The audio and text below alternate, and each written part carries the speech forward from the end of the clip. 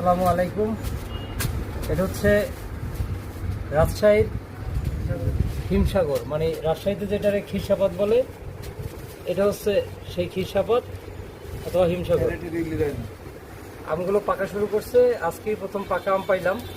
তো পাকা মোরগ উন্মোচন করা হবে এখন। এটা যে পাকা গাছ থেকে যে পাকতে শুরু করছে, এটা হচ্ছে রাজশাহীর হিমসাগর।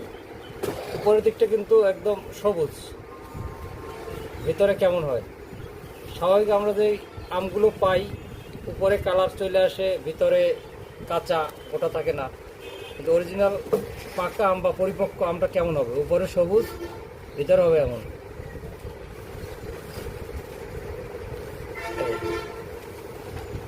দোকান থেকে যে আমগুলো আমরা রং চকচকে দেখে খাই, ওইটা মূলত কিছু সিস্টেম